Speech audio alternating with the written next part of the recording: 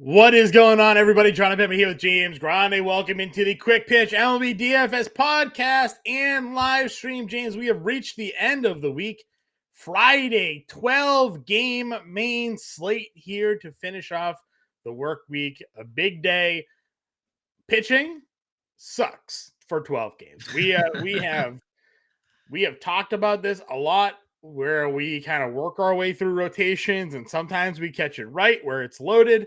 Sometimes we catch it wrong where it's not. And I feel like, based off what we have on this slate here, we hit the wrong side of the rotation, the wrong mix. We got a couple of good spots, but for a 12-game slate where there are 24 starting pitchers on the board, there's maybe 4 that I want to use.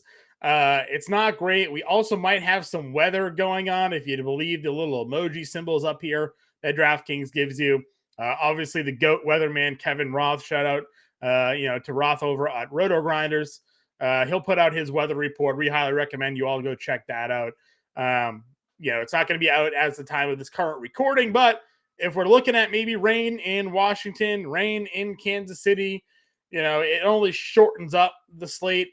We do have Colorado on the slate, but not in Coors, so we do at least have to not worry about a Coors Field impact here. But yes, as we have to pay attention to as we get into the summer months, we do find ourselves occasionally dealing with some weather as well. So for 12 games, we could have 2 games potentially impacted there. We'll get more of an update on that when James and I go live at 5 p.m. Eastern.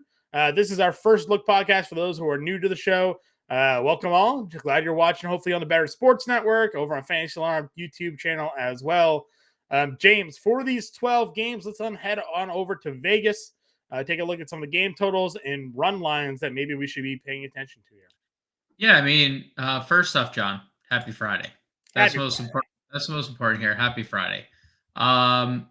Secondly, we are going to go to Vegas. I think the first thing that stands out to me in terms of money line is seeing Kodai Senga minus 200 pretty much across the industry. Over on Caesars, he's up to minus 208, and warranted. Like, I think we're going to see a lot of seasonal streamers go against Kodai Senga this week. I think a lot of people are licking their chops when they get to face Oakland, although there has been a breakout of some sort in the form of Brent Rooker the last couple of days. John, I know he hit 2 home runs on Thursday and a home run on Wednesday. So watch out, Kodai.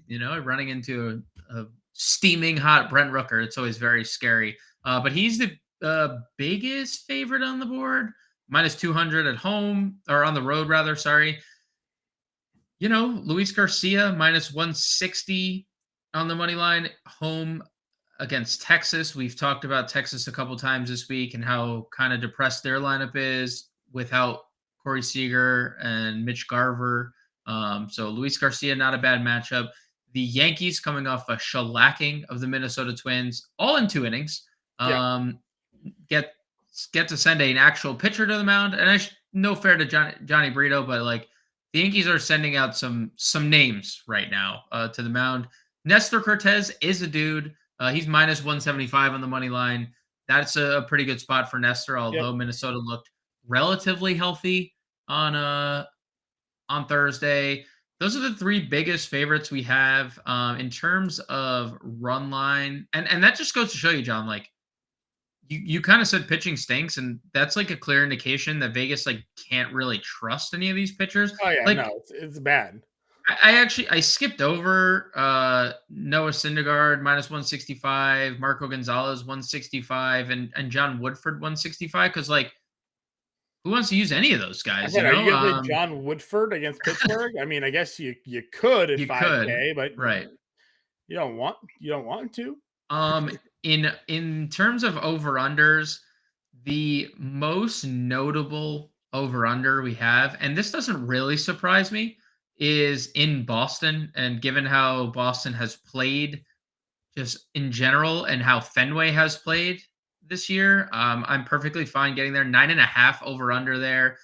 Slight lean on the under in terms of favorite, but just like minus 115, so not really anything significant. 9-run implied total in Cleveland, Washington. Trevor Williams on the mound for Washington. Cal Quantrill on the mound for Cleveland. 9 runs in Tampa Bay, Toronto, pretty much a pick 'em. 9 in Baltimore, Chicago. Mike Clevenger has looked terrible to start the year. That's it, John. Like, Yeah. that's the only noticeable. There's nothing really notable. Like, there's no like great ballparks. There's no great pitching. There's no. We're looking out for weather. There's no implied, Right. no like minus 250 favorites. There's no massive implied It's a run lot of totals. number 4 starters going up against number 4 starters, and Vegas is like, honestly, could go either way here. Yep. Like, both of these Yep. pitchers suck enough that offenses could put runs across the board. That's basically where we're at. Yep.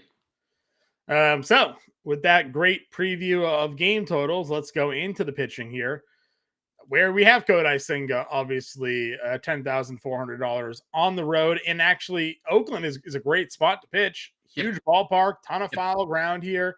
Senga's first 2 starts, both of them were up against the Miami Marlins. 14 total strikeouts and 11 and a third innings, 88 and 90 pitches in those 2 outings. So maybe that's something to watch. Like, is he kind of capped to that 90 pitch mark? Are they going to let him go over it? Obviously, he gets acclimated to the to Major League Baseball, but on a big slate like this, there's going to be value on the board hitting wise. So Senga feels like an absolute lock for lineups here. Not only is it just Oakland, it's just he is the, for lack of a better word, cream of the crop when it comes to pitching on this slate here.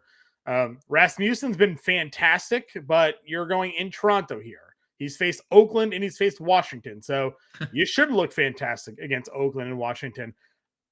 I don't know if he's going to have that same success today, but look what Spencer Turnbull just did against the Blue Jays today. Right. Absolutely shut them down. So, is it possible that Toronto's bats get held down if Rasmussen's pitching as well as he is? Sure.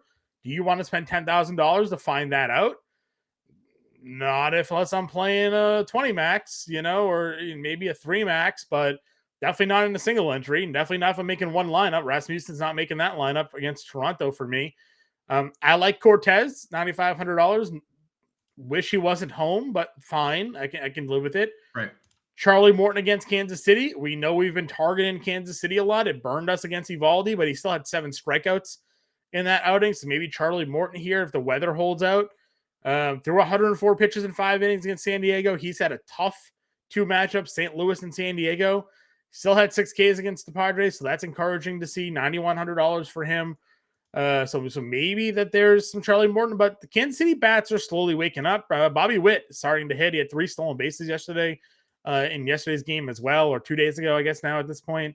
That's your 9K and above tier. Rasmussen's probably the only one I don't play. Senga I love. The other 2 are fine. I don't know if I still have some reservations, probably a little bit more on Morton than Cortez, but that's kind of how I'm feeling about that top group. Yeah, I mean, I think Rasmussen probably is last, but I wouldn't completely cross him off my player pool considering how good he's been and considering just the lack of depth at the position. I know he's 10K. It's not like we're getting that discount anymore, but if Spencer Turnbull can do it, anyone can do it. He faced a full Blue Jays lineup, excluding Matt Chapman, who was scratched late. I mean, if Chapman's not in the lineup, we get we get another lead the team in RBIs, right? So. Yeah, in pretty much every category. So I wouldn't just poo-poo Rasmussen, especially Tempe has not lost. He is almost the most surefire win on the slate. And I know it is Toronto, different setting, whatever, but they literally haven't lost. So it is hard to predict people winning every game, but right now they've won every game. So all in now, right? So Senga is definitely the best play. I'm just gonna put him in the lineup now. We're gonna build the lineup at the end of the show. Those are new. We build a lineup at the end. But if we find absolute locks, we just click the button. So Senga is the click. Yeah, he's the click. I do have pretty solid amount of interest in Nestor. I think this Twins offense can be exploited. Again, I know they just went nuclear. I'm definitely not denying that. And he is a lefty, and their two best bats, and that will be in this lineup, do hit lefties well. Right. Buxton and Correa. Right. The thing is, like, you and I had a good talk about Johnny Brito on the live stream on Thursday, where like we ran into a problem where we liked Nathan Eovaldi so much on Wednesday that we just couldn't look past the fact that Nathan Eovaldi's not Jacob DeGrom, Sure. and like Nathan Eovaldi can get hit. Yes, he had a big strikeout total. Yes, he got shelled. Johnny Brito's numbers looked good, surface level. Peripherally, he had like a 5.5 Yeah. expected ERA, and then he got shelled and didn't make it out of the first inning. So, like, this Nestor is good pitcher, and the expected numbers are good. So, like, I have more confidence in Nestor Cortez than I did Johnny Brito. And I like Charlie Morton. I don't like that he's allowed 9+ base runners in 2 straight games, because that's scary, especially if it is Bobby Witt who's stealing multiple bags a game. But there's strikeout equity with Morton. We've seen KC strike out a whole bunch lately. In that last series, it was just with regularity. Yeah. I mean, you just Like I mentioned said, it. even Eovaldi getting shelled, he still struck out 7. So I think there is some serious strikeout equity with Yeah, Morton can using get you Charlie double-digit Morton. Ks. Like, he still had a ton of Ks last year, even as he continues to get up there in age. So, Dude, he gets older. He is one of the rare like pitchers that can just continues to get older and continues to just throw hard and be good. yeah. We saw Joe Ryan shut down the Yankees tonight. Tyler Mahle, does he have that in him today? He could. He also could give up 3 home runs, and Yankees are just so hit or miss, man. They're going to strike out a lot. They have 24% K rate against righties this year, and they also have a 206 ISO, which is let's see, 4th highest against It's a right-handed pitching. pretty elite number. So like, yeah, they're likely going to strike out, and they're also likely. I mean, Anthony Rizzo hit 2 home runs tonight, and we talk about Anthony Rizzo at Yankee Stadium all the time. Aaron Judge power to like compared to last year. I mean, he has 4 home runs. That's fine, but the guy hit 60 last year. What happens if he goes on a tear? Like that tear could start tomorrow on Friday. So sure. Tournaments only for me for Molly. All right. Other guy, excuse me. Other guys in this 8K range. Patrick Sandoval for me, I think is interesting. I know you mentioned Boston and their offense. They did put up a bunch of runs on the bullpen of the Rays today. But that lineup is just gross. I mean, they rested Devers. Oh, horrible. They arrested Devers. They didn't have Yoshida in there, but both of those guys are lefties. And I know that Ref Snyder hit 3rd, right? Yeah, Ref Snyder hit 3rd. He actually homered in the first inning for Springs there. But listen, Sandoval's been really good. No, he's not striking anybody out, but Toronto held on to 1 run over 6 innings there. Oakland 1 run over 5 innings. Yeah, again, it's if you cannot get burned by Devers, who hit a grand slam 2 nights ago, then you're probably moving through Boston's lineup pretty easy at this point. So I wouldn't mind throwing something at Sandoval. Now, Tanner Houck has actually been a pretty decent starter for them, kind of given the rest of their starting rotation. But again, like he's in Boston, it's gonna be like 80 degrees tomorrow in Boston, so the weather's getting pretty warm. Oof. It could be a tough day if those breaking balls hang. And then Michael Wacha for me at 8,100 would be the other guy in this price range. So I like Sandoval a lot, and there's going to be positive regression coming for the strikeouts. This is a guy who averages over a strikeout per inning for his career. Like, we're not just striking 2 batters out per outing. I'm trying to find his swinging strike. Yeah, like his swinging strike rate is a little down. Last year, 13.3, just 10.6 this year. Still double digits is fine, so that should be a positive regression for Sandoval. I don't hate Michael Wacha. We know that Milwaukee has thump, and he's coming off a really good start against a team that thumps in Atlanta. We know Michael Wacha's incredibly up and down. He was good for Boston last year, though. I will give him credit there. I would also throw Luis Garcia into the mix, especially with Texas. I'm going to keep saying it while Corey Seager's out. if they are going to continue to bat Josh H. Smith second, I'm going to attack Texas. If they don't adjust that lineup somehow where they're like, it's not like they just need to move, I think, everyone up. And if they don't, I'm going to look at Luis Garcia, as well as Sandoval and Waka in the mid-tier. Yeah, I'm fine. You know, my one thing with Luis Garcia is that he's not as good as Framber Valdez, Christian Javier, you know, the top end of that rotation, right? Sometimes we kind of lump all those Houston guys together as being like a really strong rotation. He's been okay, but doesn't have the same thump that those other guys can bring when you're talking about the aces of that staff. So he's priced like them though, like he's priced like a Christian Javier or a Framber Valdez. He's just far more inconsistent than those guys, and I don't believe he has the same ceiling at all. No, of course. I mean, Framber could win a Cy Young, and I don't think anyone And would Javier be surprised. could lead any slate in strikeouts. Like I don't think Garcia is Yeah. that strikeout Yep. guy.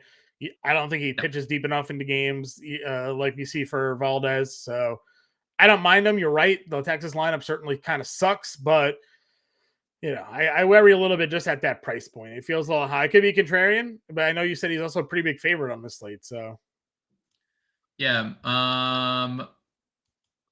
Let's see. Run total up. He is minus 160 to like 165. Moving our way down, you mentioned Syndergaard was pretty heavy favorite. Obviously, he got rocked by Arizona last time out. He faced Arizona in his first start, had a lot of success. He was also at home in that first start. He is home here against the Cubs. We look at the Cubs lineup, not a lot in that scares you outside of like Nico Horner, but you know, they are putting runs on the board lately. They're sneaky good. I think the You Cubs are think they're sneaky sneaky good. good? Wait till they get Saya back. I You do. know, then they got a good guy there too. Would you play Syndergaard here at home? Probably not, because You want Cubs? You playing Cubs? I don't know if I'm playing Cubs. I mean, that's gonna, we'll see how the slate breaks, but I haven't thought Syndergaard's been good for a pretty long time. Taylor Wells is $6,300. He threw a shutout 5 innings against Texas in the first start against the Yankees. 6 innings, 4 earned, gave up 2 home runs, but had 6 strikeouts. You mentioned they strike out a lot. Any Tyler? I called him Taylor Wells. Any Tyler Wells here? Yeah, the first outing wasn't a start. That was he entered the game for Kyle Bradish. Yeah, I mean, he's okay. I like that he threw 89 pitches at least. I do too. He's okay. You know, the White Sox, if no Tim Anderson in that lineup, you know, is Moncada still out for them too? Is he? He still hasn't played. I mean, once again, it's like if you can kind of avoid Lewis Robert, you're kind of doing okay there. So in Baltimore, that offense has just been banging. So yeah, you know, Tyler Wells at 6,300 might be my value play on this slate. I mean, I don't see anyone else that I would like really have any interest in. Like Trevor Williams was good in Coors, and I think Cleveland is one of like the most non-scary offenses you'd go against if Jose Ramirez isn't hitting the ball all around the park. I guess, yeah. I mean, where else would you go? I'm trying to pull up Gomber's road stats from last year quickly. He has looked quite bad. Yeah, he had a serviceable first start against San Diego. Road starts for Gomber last year. Nope. Worse on the road. 598. So yeah, no dice. No dice there. So yeah, that's probably it. I think Tyler Wells is the value play. Yeah, I mean, like I like some of these like mid-tier guys if they just weren't facing the teams that they were facing. Like I love Justin Steele. I just wish he wasn't facing the Dodgers. I love Brady Singer. I just wish he wasn't facing the Braves. Like those two pitchers, I'm I think very highly of. and I would probably just use one of those two guys as my SP2, but like very hard to really have any interest Yeah, in. the one thing with Hauk here, 70 and 74 pitches in his 2 starts. He went Pretty 5 brutal. innings in both of them. Got the win in both of them because the team is combined to score 23 runs for him. That is crazy. Why have they scored all their runs for They must love Tanner Houck in Yeah, the clubhouse, they huh? must. So I don't think I'm playing Tanner Hauk. Like I said, I think I'm rather do Tyler Wells.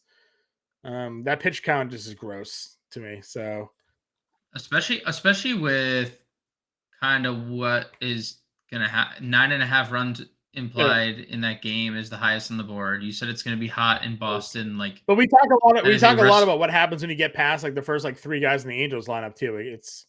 So it's not True. great, but it's True. it's better against lefties. But he's not a lefty, so all right, let's go on over to catcher. Again, we'll get more information on catcher. Obviously, when the lineups come out, we'll see guys who are in or out. But we do have WD Smith here at 58 against the lefty and Steele. Adley hit the walk-off homer today against Clevenger at 52. We have both Kansas City catchers up here. Melendez, obviously, and Salvi, 47, 46.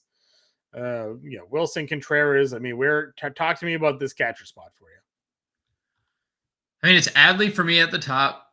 Clevenger looked pretty bad in his last start. He's looked pretty bad, just in general, off the field and on the field. He's a terrible all around. I like Rutschman. 3 home runs in his last 5 games, including Talk the about the walk off, as guy you who said. has lived up to the hype, right? Like Yeah, number one yeah, overall for real. pick, and then 2 years later, basically in the big leagues and raking. So Yeah, and he was great last yeah, year too. Like,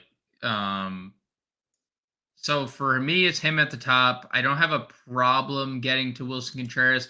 Oviedo is like sneaky good. Had like a jillion ground balls last start. So like, I think people are going to gravitate to St. Louis. It's a pretty tough spot for him. Vince Velasquez shut them down today. Yeah, Vince Velasquez shut them down. I don't think that's like an indication of like what's always going to happen, because that would mean the Cardinals probably never win again if Vince Well, Velasquez they keep is putting hype videos out about Vince Velasquez. He's true. living up to it. So. Dude, I've been the number one fan of that video. I'm Yeah, just fan, saying. hater, And whatever, again, same word. Yeah. when have you ever seen me discredit that video that may or may not be of Dave Bautista? It's true. So you do call it Have the we ever best seen? hype video, but I feel like the best is said with some sarcasm. So Prove it. I've yeah, only ever I said the can't. best. There's I can't. nothing. I've only ever said True. the best. True. It's the best type It's true. video.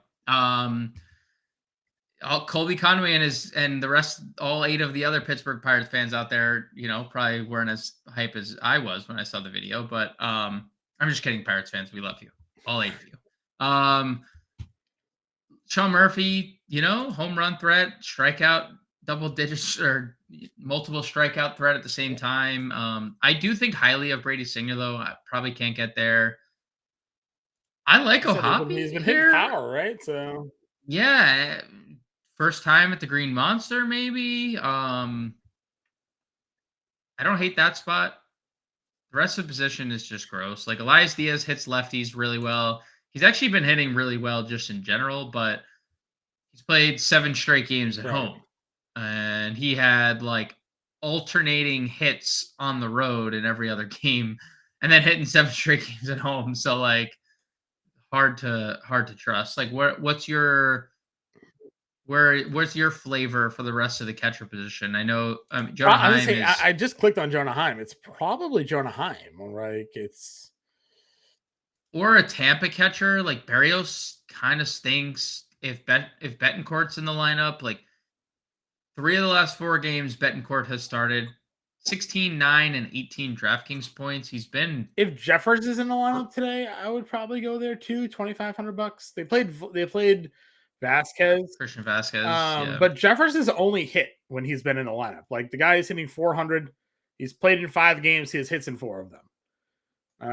I'm pretty sure he plays against lefties, Jeffers, if I'm not Sure. mistaken. If that's the case, I'll probably just punt Jeffers at 2,500. I mean, if Alvarez is in the lineup at $2,300, one hit in 2 games here, maybe he finds a spot at but Caprillian's not great. So if you want to spend, No, he's not. No, down, he's you not. certainly could, but it's probably it. We'll get the lineups out again. James and I go live at 5 p.m. Eastern, so we'll have some starting lineups for everybody at 5 p.m. If you tune into that live stream, I highly suggest you do. We'll be able to give you a better idea of the catcher position. But if like Ryan Jefferson's in, I'll probably punt catcher there. Otherwise, it's Jonah Heim and it's Adley Rutschman. That's kind of where I'm at. First base, again, loaded position because the whole slate, 12 games. Ohtani's at 61 against Houck. Goldie gets Oviedo here. Oviedo. 6K for him. Alonso's been hitting for a lot of power. Matt Olson, but you like Springer, but Olson's been hitting for a lot of power. Crone gets the lefty. France gets the lefty. Yandy Diaz keeps hitting. I mean, Mountcastle, low. The first base is loaded. Nelson Cruz gets a lefty and Eric Lauer, right? Anthony Rizzo gets Male. Jose Abreu gets a lefty and Martin Perez. Like we're in Splitsville, USA right here at the first base position.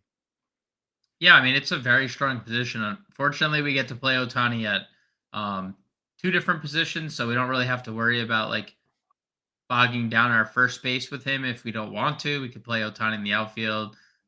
Goldie and Guerrero are tournament plays for me. I think my favorite option up here is Pete Alonso. Hit another home run on Wednesday. He now has 6 on the year, 5 in his last 10 games, 5 in his last like 7 games. Caprillian's allowed 12 earned runs in 2 starts and 4 home runs in those 2 starts. I have no doubt that even in this big ballpark, that Pete Alonso could make it look he smooth. hits them far. So I think Pete Alonso is my favorite 5K and up first baseman. I also like Crone and Ty France in that same game together. I know CJ Crone struggled, but when he's done damage, it's been with the power. 6 extra base hits of his 10, 4 home runs. And Ty France is just once again just raking. 6 doubles and a home run, hitting 357. He just needs like Ty France is just the same guy, like 290, 20 home runs, like 80 ribbies, and it's fine. But like 5K, he really needs. We need like a 3-hit game, or it's worth remembering. I just checked the numbers, and it's held true. 2 starts through this year, and then last year, Marco Gonzalez is a reverse splits pitcher. Lefties actually hit him better. Last year, 280 with an 811 OPS for lefties, and then this year they're hitting over 300 in 2 starts against him. So I know you mentioned Crone. I'm just pointing out that Marco still continues to be a reverse splits southpaw. So lefties for Colorado, maybe something to be a little sneaky with here. Not that we love Colorado when they're out of cores. They didn't really hit well in cores. So, but just kind of throwing that out there. Austin Gomber just sucks in general. So Ty France certainly in play. That mid-tier range, like I mentioned, Mountcastle's on the road, so you kind of benefit a little bit from getting him out of Camden. Nathaniel low at 4,600. Nelly gets the lefty. Anthony Rizzo coming off the multi-homer game. Abreu hasn't shown power yet, but he gets the righty-lefty matchup. I mean, all those guys there are in great spots. Yeah, I think Mountcastle probably stands out the most. He's been pretty incredible lately. Striking out a lot, but he's making up for it with the power. And I know like 9 of his RBIs came in one game, but still 10. So that's 10 RBIs in the other 12 games. Like that's a pretty good rate. Pretty good stretch here for Mountcastle. So he's definitely my favorite of the bunch. Nelly has been good this year. So I'm okay getting there. I'm okay getting to Rizzo and Yankee Stadium. We say it all the time. More of a tournament play for me. Probably can't get to Abreu, unfortunately. 43. I know like Houston just profiles good against lefties in general, but like if Abreu's just not, I know he's going to hit home runs. I'm just not going to pay 4,300 at this loaded position on Jose Abreu if he's like, I mean, because last year was a down year in power too. It's not like this is just this year where like Manny Machado hadn't hit a home run going into Thursday night, right? Manny Machado also hit 30 home runs last year. Where it's just like difference in like Yep. where they are in their career. 100% So, agree with you there. um, Moving down into the value range here. What are we doing with Luke Raley here these days? I mean, he's still 3,600. Are we still looking at him in the spot against Berrios? I don't know. This is like one of those scenarios like Stuart Fairchild, John, hit third for the Reds on Yeah. Thursday. You know what happened when a righty Took him came out. into the game? He was pinch hit for. And if Toronto goes to a lefty reliever, you know what's going to happen if it's Luke Raley at the plate? Take him out. He's getting pinch hit. He's getting pinch hit for. So he needs to get damage done early for it to pay Sure. off. Honestly, like as much as we like Charlie Morton, like Vinny Pasquantino is just too good. Sure. Like let 3,400. The guy has an incredible hit tool. You mentioned the bats were waking up. Like look at the last 7 Yeah. games, hits in 6 of them, 3 multi-hit games over that span, just a boatload of extra base hits. He is not a 30. He is closer to a 5K player than half the list above him Right. is. Yeah, I would agree with you there. Rowdy Tellez homer tonight. He gets Waka here. I don't think Waka's striking out 10 again. So Yep. maybe Tellez at 3K finds a home into some lineups for you. Dude, he's always we mentioned I feel like every I think podcast every because the Brewer home slate. run power is there. So Yep. Every Brewer slate. I mean, if he's gonna hit 40 home runs or like come anywhere close to 40, even 30, like the more we suggest him, the more we'll be right. You know, I mean and then you have the Cubs. You seemingly weren't in on Syndergaard as much. Hosmer's 28, Mancini's 27. yeah, I just don't think highly of Noah. I mean, Noah Syndergaard. When was the last time Noah Syndergaard has like been good? Like I know he wasn't terrible last year. He had a sub 4 ERA, but he doesn't miss bats anymore. He had 6.3 strikeouts per 9. He was walking over 2 batters per 9 this year. 6.3 ERA to start. Um, he needs to keep the ball on the ground, and the ground ball rate is down this year. We'll see if that evens out. It's only been 2 starts, but a little concerning. Probably not going to get to Cubs. I just don't love Syndergaard on the flip Okay. side of that. We'll break down the rest of first base again. We'll get lineups. We'll know if there's any value plays or whatever, and we'll be able to kind of give a bit of better clarity on that position. We move over to second base here. Long list of guys. We know Mookie Betts has that multi-position eligibility, so we can play him at second or outfield if you want. He gets steal. Simeon, Gleiber, Donovan. I know you've been a big fan of Donovan lately at $4,800. Feels a little expensive for me. Still, I'd rather play Jimenez at 45. I think that's a better spot. Brandon Lowe, Yep. the power has been there. He was a ridiculous chalk play the other day. Man is homered in Yep. 5 of the last 6. I feel like at 4,300, you're going to see him plugged into a ton of lineups here. Yes, and he gets Ballpark let's upgrade face going to it, like, Toronto. and Jose Barrios, his ERA is Not good. currently this. I mean, 11.17 is his ERA. That is dreadful. I know he has like a high strikeout rate, but look, man, the guy's just been bad again. 8 Like runs he allowed to he Kansas was bad. City, 4 earned, 6 runs allowed to LA. So I mean, again, not like not murder It's row bad. there, so there he's just It's getting hit by it's everybody. bad. Yeah, and Brandon Lowe has been amazing. Um, Brandon Lau, Yeah. sorry, has been Is he good amazing. enough just to So yeah, click? let's go through the rest of the position. But he's very close. He is Okay. very close. Right below him is our guy Nico Horner. Yep. 25 and 16 fantasy points, 2 of the last 3 games for him. Don't let this man get. Don't let this man get He on will run. base. He will 100% steal that bag on you there. So he is again just $100 cheaper at 42. Nolan Gorman's $4,100. Then we get kind of down into that under 4K range where there's really not a lot for me personally. I don't know if there's a name that I'm missing that you're more in favor of, but if there is, let me know who it is. Jaquan Bay, who has multi-position eligibility, gets John Woodford definitely don't think much of John Woodford. I know the last time out he was serviceable, and like if you stacked it against him, he only allowed 3 earned runs. But the start he made in Atlanta or at home against Atlanta to start the year, 4 1/3, 6 earned, 3 home runs. He does not have a lot of strikeout stuff. He is not someone who's going to miss a lot of bats. Pittsburgh has some nice pieces in this lineup. If Bay gets on, he can steal. He has a little power, as we saw. He hit the walk off home run the other day. So um, I kind of like Bay at 3,800. I think he's perfectly fine in a pretty good spot. Other than that, like Yeah, Ha-Seong Ha-Seong Kim Kim, was the only one. Yeah. 2,700. I thought he was a Um, shortstop, but I guess he's second base, so that's fine. yeah, second base. Well, they Xander have now. Yeah. Xander.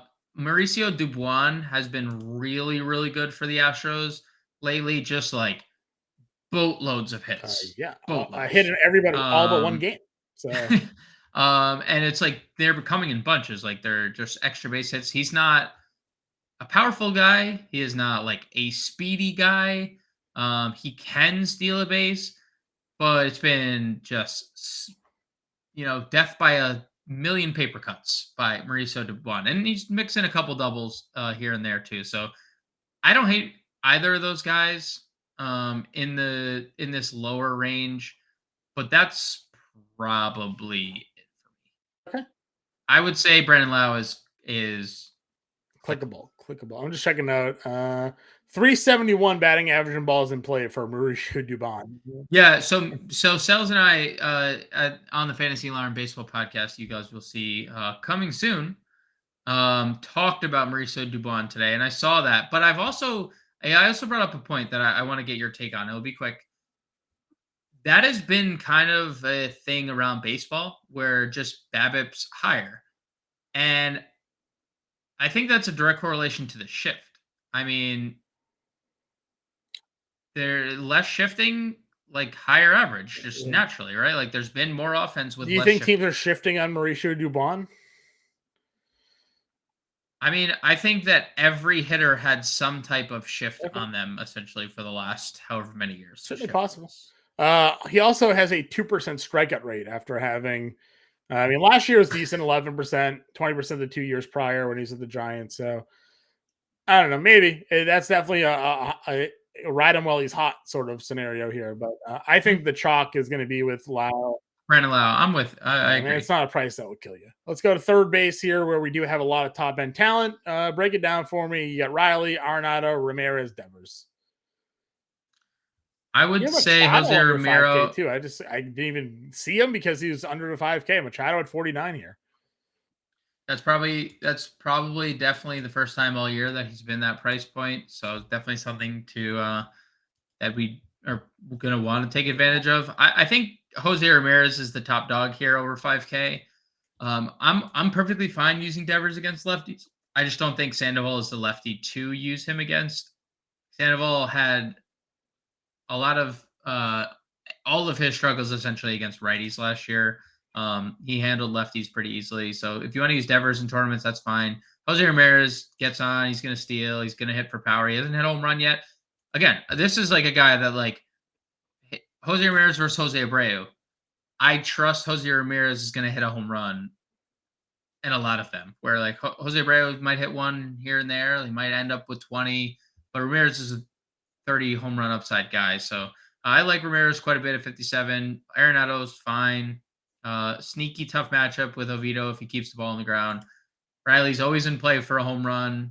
But yeah, I think we start getting into this next tier where it's like, all right, Ramirez here, but then Machado under 5K is great. I really like Bregman 47. He has slowly been better. Home runs in 2 straight games, hits in 4 straight games. So like Machado, Bregman, Ramirez. I want to just say Max Muncy again because like he poo-pooed it on Thursday and then he double dongs and he's done nothing but double dongs. He's gonna do it against a lefty though. There was a lefty on the first double dong he did. It was against a lefty. Okay. Guy just hit so many home runs. In bunches. Well, he homered on the 10th was against Logan Webb. The 10th was against Logan Webb. Are we sure? Yeah, reading it. Muncy Okay. went 3 for 3 with a 3-run home run and a grand slam. Homered off Logan Webb. Maybe the Sean Hygel, is he a lefty? He had a grand slam off that guy. Nope, also a righty. No, I could have sworn it was against lefty. Either then, I guess I digress. You win this. You win this battle. Yeah, I win this battle, sir. Yes. Sean, that guy that he hit the second home run of is 6'11", by the way. That's a big dude. Anyway, I think Suarez is great there at 43 against Gomber. Yep. Gunnar Henderson will eventually be good. If you're stacking Baltimore, you can throw him in a lineup. That's fine. Josh Jung against Garcia. Yeah, and I hope they move him up. I hope we could see him hitting fourth if they do something intelligent and don't bat Josh H. Smith second. Do something intelligent. Why would they ever do? Well, yeah, I mean, they bat Josh H. Smith second, so like obviously there's something going on. Well, here's an interesting thing. The Rockies recalled Nolan Jones on Wednesday. Yep. Maybe finds himself in the lineup. I guess he's a lefty going up against a lefty in Gonzalez, but it's a reverse split spot. I don't know if they would start him right away, but he hasn't played yet. So maybe Nolan Jones finds himself in the lineup. Maybe. Anybody else for you? No. Not really for me. There's nothing down here. If any lineups, when lineups come out and maybe there's something different on the live stream, Sure. I agree with you. All right, shortstop. I mean, Wanderer came through for my bet this morning. I had plus 135 on the over half a run. That was about all he did. He was 0 for 3, 2 strikeouts. He got hit by a pitch and then scored. So, other than that, though, he's been fantastic. Gets Barrios. He's $5,900 though. If you think you can afford to play it, but if you're looking at the top half of the shortstop position, most of them are hurt. So you got Wander, you got Bichette, and then you got Bobby Witt at $5,200. You got Xander versus a lefty, Correa versus a lefty. So some pretty decent matchups here. But Bobby Witt's starting to wake up. Power's due to come. Stolen bases are here. If you're not playing Morton, I think this is a pretty strong play for Bobby Witt as well. Yeah, I like Bobby Witt, and we mentioned it. There's been a lot of traffic for Charlie Morton this year. So if Bobby Witt is 1 for 3, that could result in 20 fantasy points if he steals 2 bags in a run. And I mean, there's a lot of upside with Bobby Witt. So the price is warranted, and so is our affinity for him here. Yep, I'm with you there. The under 5K range, Lindor's at 47. The price coming down a little bit on him. Love it. I love this spot against Brilliant. Yeah, feels pretty strong. Homered obviously the other night. He's got hits in a handful of games now. 6 of the last 7 games he's gotten on base. Pena is $4,600 against the lefty. I know the batting average hasn't been there, but he's another guy. Hits now in 6 of 7. Could be a decent spot here at $4,600. And then we joke a lot about Jorge Mateo, but the guy got another stolen base here today. It's $4,300. We don't think much of Clevenger. He has sneaky pop. We know the stolen base is legit. $4,300 for Mateo.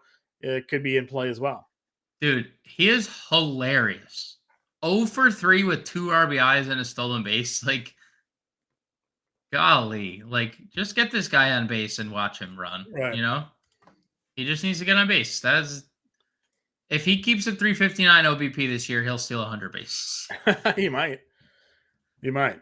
So I think he's fine. Tell me, Edman, what's the deal with what are we doing with Edman here? Didn't play the other day. It's a righty on the mound, though. Where are his splits at? Is he only playing now against lefties? Is this where we're at with Tommy Edman? Whatever he's doing, I don't really have much interest at this price. Okay. Over 4K, I just don't. He's likely going to hit near the bottom of the lineup. And Oviedo has been very sneaky good at keeping the ball on the ground. His last start, he had 14 ground balls. I know against Boston, he allowed the 3 home runs. But 14 ground balls against the White Sox is ridiculous. Yep. Bobby Dahlbeck with the rare first base shortstop eligibility. Dude, what are they doing? The Red Sox are abysmal right now. So I think they're like 9 games back on. It's like April 13th. They're like Oh yeah, dude, 9 their games season's pretty back. much already over. Their season's pretty much already over. I don't know if High and Blue makes the year, honestly. It's been that bad. There's not really another shortstop down here. I got one. I'm listening. Vaughn Grissom, who's Oh gonna right, get. Arcia's hurt. Yep, Arcia went to the IL. Vaughn Grissom, $3,100, Okay, expected to be called up, and will likely be the shortstop for maybe the rest of the year. probably just gotta. Gotta stay hot. Yeah, I mean he's gotta. Yeah, I mean doesn't have to be that good. Like he just has to be to a point where like Braves fans are like demanding him to play. It's just like okay, I mean, Orlando Arcia's got a fractured wrist, so I mean, like that's true. He's gonna play. Yeah, he's gonna get some run here for Grissom. So I like that. I like 3,100. Would you click him or would you wait to see? Let's wait to see. Okay, Because we're gonna have a ton of outfield value. Yeah, I'm sure. there's a lot of outfield value. I agree. Speaking of outfielders, Ronald Acuna is at $6,500. Aaron Judge is at 64. Jordan. Talked about Ohtani. We have all the Tampa Bay guys. You like Reynolds. I mean, listen, this is where we talked about how bad pitching is on this slate. There's a lot of talent in the outfield. A lot of talent in the outfield. Where do you even start? You can't play them all. You're starting with where your stack. I feel like half of these guys are going to homer tomorrow.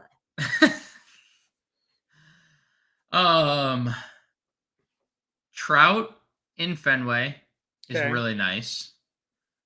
Julio Rodriguez against Gomber, who, as you mentioned, was just as bad on the road, if not worse. He was worse. He was in course. A worse ERA on the road last year than he had at course. Which is just almost unfathomable. I'm going to give you the righty-lefty split for him last year. Let's take a peek.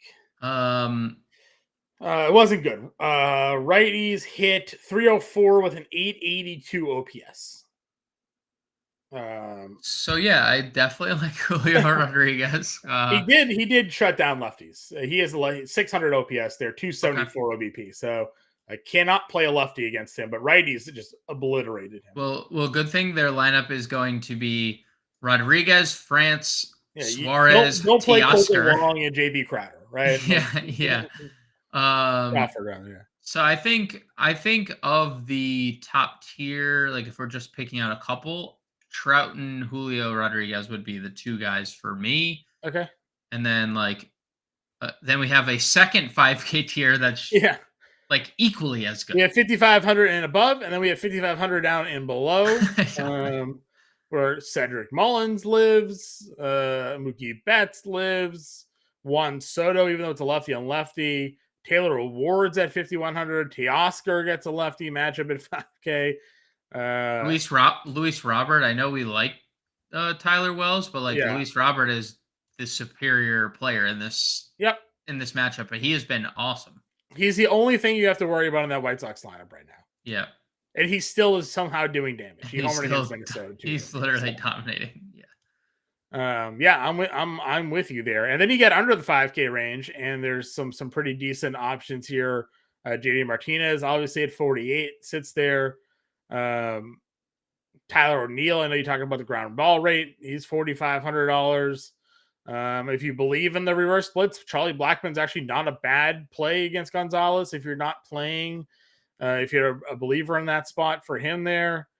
Nimmo against Caprillion at 4K could be a pretty strong spot. There's stolen base and run scoring potential there for Nimmo at 4K. So a lot of potential down in this spot, in this range. Yeah, like all the Mets. Every Met that's in the lineup tomorrow. That's my favorite stack. I'm calling it now. I'm stamping it. Did you see my tweet my post in the Discord today? No. I bought a box, a hobby box of top Series 1.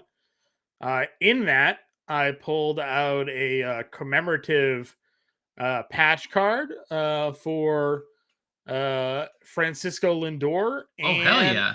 And I pulled a refracted Brett Beatty. So Brett Beatty homered again at AAA on Thursday. He did. I know. I'm gonna let's. Brett Beatty might be on the roster by Friday. They might just have to play this kid. Yeah, Like they might just be like, "Hey, we're gonna call you up because like there's just our fans are gonna actually start approaching us with pitchforks." they should.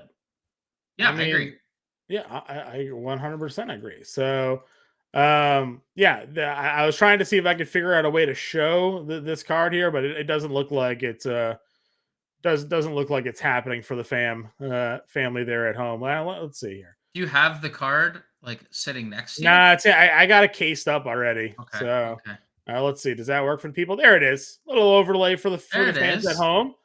So that's a commemorative patch, Francisco Lindor, Mets card, and then a little Brett Baty. Okay. So I'm not a Mets fan, but if you're a Mets fan, you probably would have been pretty happy with those grabs. So you know, Brett uh, Baty is literally just like torching oh yeah, AAA, and the Mets are just like, we're okay with just go not. follow Justin Vreeland on Twitter if you're not one already. Super sharp dude. You get him in the Discord all the time, anyways. And he's just giving you the knowledge that you got to have. Where am I? Oh, look at this. I'm messing up our templates here. There we go. Fixed it. But he is obviously a big Mets fan. And he's always tweeting Brett Baty highlights, basically being like, why is this man not yet on our roster? This is ridiculous. So shout out to Vreeland and all the great work that he does for us in the Discord. Agreed. And all that fun stuff. So, anyways, back to Outfield. Now I diverted us. You liked all the Mets. I showed you the cards I pulled. Chas McCormick is $3,900. He is going up against Martin Perez here. Definitely a spot where you can use McCormick. He's been hot, has a little power, has a little speed, can certainly do the job. Bertelson will hit second again at 4K, even though you worry about the ground balls at Oviedo. That certainly makes some sense there. If you're not in on Wells, like Benintendi does hit leadoff for them right now, so maybe there's some Benintendi at $3,800. Josh Lowe's 36. Rayleigh, like Tampa Bay, I think is all in play no matter who. Yeah. You're gonna want pretty much exposure to all of those guys there. Jordan Walker's still $3,500. Price kind of a little bit up. Pollock against Gombers at 34. He'll start. He's gonna start and hit Yeah. like right in the middle of the lineup. And he hit lefties extremely well last year. But here's another guy that we have to worry about not finishing a game. They pinch hit in the Cubs series. He started over Kelnick, who might just freaking play anyway because Kelnick has been awesome. I was gonna say that's the unfortunate thing is that Gomber was so good against lefties, but Kelnick's homered in 3 straight games. So and the last one was a 480-foot behemoth bomb, like almost like they had pretty high hopes for Jared Kelnick when he was a prospect in their system. He took a little bit to kind of acclimate. I don't think they want to stifle his current surge, right? Well, I mean, like they could just realistically play all 4 outfielders where just one DHs. That would make me feel better about that would actually make me feel pretty good about Pollock if Kelnick started. If they both started. Okay. Because then the less potential that he's getting pinch hit for as soon as a righty comes in. Because as soon as a righty came in, I mean, look at the last 2 games that he started. Two at bats. Yeah. Yes, has he walked in those? Still 3 at bats. I want 4 at bats. If he's hitting 5th, I want 4 at bats. So, AJ Pollock, if Kelnick's in the lineup, I feel better about. Dare I recommend Cody Bellinger? John, $3,200. You don't have to sell it to me. I told you I think the Cubs are sneaky good. $3,200. He's got 5 hits over the last 3 games. A return to LA against the Dodgers. Noah Syndergaard on the mound. He just homered against Seattle recently. This guy just forgot how to make contact. Like went to the Joey Gallo school of hitting. I don't know what happened to Cody Bellinger from when he was like an MVP to this, but he's hot at the moment. He's warming up. $3,200 going back to LA. There's a little narrative play there. I mean, he's cheap too. Like he's very cheap. I can't say I don't like the play. So I'm good to get into some cubbies here. All right. Oscar Colas is 26. Eddie Rosario hit the walk-off homer the other day for Atlanta. He's 25. Anybody else before we go and make our lineup here? Ref Snyder's going to start against Sandoval. He's 24. He hits left as well. He's gonna hit third probably, right? Is he gonna hit third? Yeah, I know he's gonna lead off. If everybody's healthy, if everybody's gonna be I guess I don't know with Yoshida where Ref Snyder slugs in, but he was leading off against lefties. They moved Verdugo down, so okay. But he could be leading off against Sandoval at $2,400 tomorrow. Oh God. I keep talking about Hilliard. He's $2,300 here. Like he had like a double game the other day. Yeah. Right? Yeah. Yep. Hits ninth, but wraparound stack. Could move up the order depending on how they view the where they want to put Grissom. If they want to like stagger Grissom ninth and Jolt forward, he's $2,200. Leotis Taveras returned from the IL. Maybe that's somebody they move potentially up the lineup in the future because he's a switch hitter. Like they can't really mix and match. I don't know. He's pretty good. He had a pretty good season last year. He's okay. We got a couple minutes left here, James. So let's go ahead and get some of these core guys in here. Senga is our top pitch. Who is our other starter? Did you like Morton? I mean, whatever we can do to afford Mets is what we should do. All right, we'll start with Mets then. You want to? So you Lindor, Alonso. Yeah, Lindor, Alonso. I think Lindor, Alonso, and then what? Nimmo. Yeah, Nimmo 4K. I mean, that correlates so perfectly, right? Okay, and then catcher, we did have a spend down. We like Jonah Heim, right? 3,100. Yep, Jonah Heim's good. And then we'll say if Jeffers is available, we'll go there. Third base position here. Where did we go? Macho Man at 49, or Eugenio at 43 was something that we Suarez were fond of. I like Suarez. Let's see, Julio Rodriguez. We can slot in there at 56. We got to get some cheap outfielders to get another pitcher going here. So we had a couple. Kelnick, or I don't think we're going to be able to afford. Let's go Cody. At 32.